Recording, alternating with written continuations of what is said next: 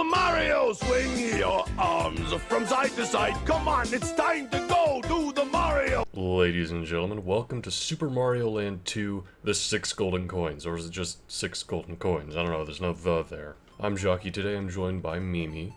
She's just hanging out on the bed over there, not on the lap this time. But let's go ahead and get started with what is, yes, the next entry in the Mario series. So, this game's quite impressive for Game Boy, as you can no doubt tell.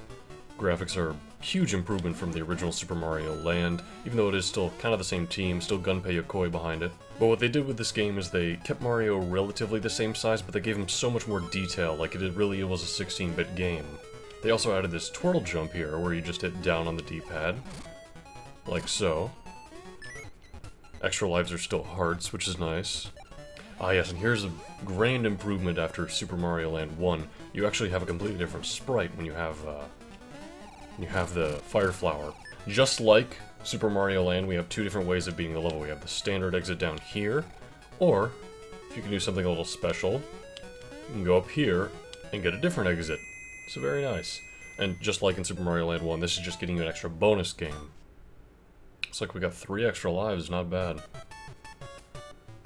Although unlike Super Mario Land 1 and even the NES games, this game actually has a save system, which is very nice.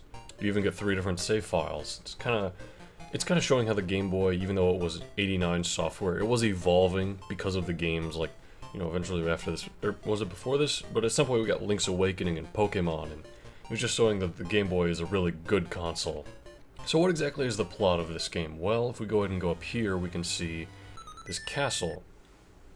And at the entrance to the door, we have 6 empty slots. So the basic plot of the game, and this is kind of weird for a Mario game, but Mario has a castle all of a sudden, and Wario, this new guy, took over the castle, and the only way we can get back in and take down Wario is if we get 6 golden coins scattered across the land. Where exactly are we? Why does Mario have a castle? Who's this Wario guy? That's not important right now. The developers just wanted to try something a little different from the typical, there's a princess who gets kidnapped, Mario goes and rescues her, which is admirable. But those 6 golden coins have to be filled in by beating each world of the game. So we have over here, we have the tree world. If we go up here, we see there's a mini world or macro zone. Yeah, they're called zones like it's a Sonic game. And Sonic came out at this point, so there's no excuse. You have a pumpkin zone over here. Whoops, I didn't mean to enter. But you can do these in whatever order you like, which I think is incredibly innovative and unique for this Mario game particularly. I'm going to be doing things in the kind of intended order if you're going the 6 coins across, or from your guys' perspective this way, there you go. Which, it intends for you to start out in Tree Zone, which makes sense thematically. The Tree Zone, kind of boring, would be the first one to do.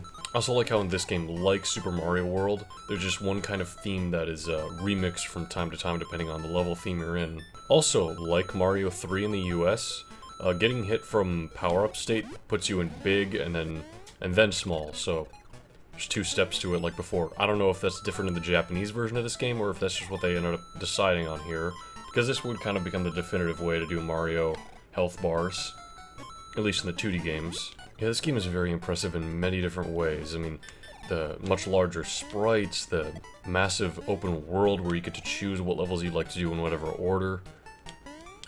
The one kind of drawback of that, and that's in most games that let you do the game in whatever order you like, is that some levels are going to be harder than others, and you won't exactly know that going in. This game also does have a similar charm to the original Super Mario Land, you know, lots of weird enemies, lots of weird levels in general. We'll get around to that. Here we have the bunny suit, which, for some reason, every new Mario game has to have a new power-up, and every one has to have some sort of flight power-up. So, the bunny ears allow us to fly across like this if we just mash the jump button like so. It's honestly pretty fun to use, and, you know, it can be useful in a lot of platforming bits. I think it's a neat addition. It's kind of weird how it's never been brought back in, like, any fashion. Like, even the Super Balls were recently brought back in Super Mario Maker 2. But the poor bunny ears, just, they never came back. Now this is kind of a neat bit as well. It reminds me a bit of Mario 3, but you get a choice of which level you'd like to go to in the world. You know something I find kind of odd in this game? That's only in this game, I believe. There's an enemy, like, kill counter. Like, down there we have our lives, our coins, the timer on the level. Whoops, I just died. I'm gonna slowly fall to my death. But yeah, if you're looking between the time and the coins, we have a counter for how many enemies we've killed.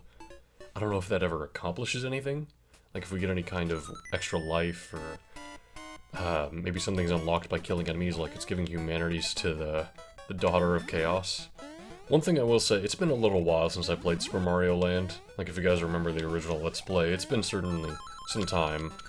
And I don't remember exactly how the physics worked, but I think I remember not being a big fan of how Mario's running speed was in that game. And this game feels pretty good, especially for the Game Boy. Because, you know, it's a smaller screen, you don't see as much. So Mario's speed, it feels like it's accommodated for that, like it's all working perfectly as it should. Here we have the final level of Tree Zone. Not just a boss, we do have an actual level to it. As typically goes in Mario games, but I did just play 8-bit Sonic the Hedgehog 1, so I'm a little used to just handling bosses on their own. It appears as though we can't do the spin jump when we have the bunny ears. Even though we can when we have the Fire Flower or just Big Mario, which is kind of interesting. I guess that's kind of a way of balancing it out, because the bunny ears are a very useful power-up. Here we have the boss, and, well, it's a pretty easy one. I'll just go ahead and demonstrate.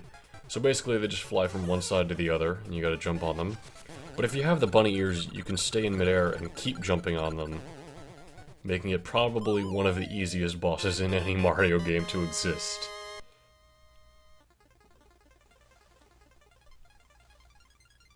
With that, we get one of the 6 golden coins.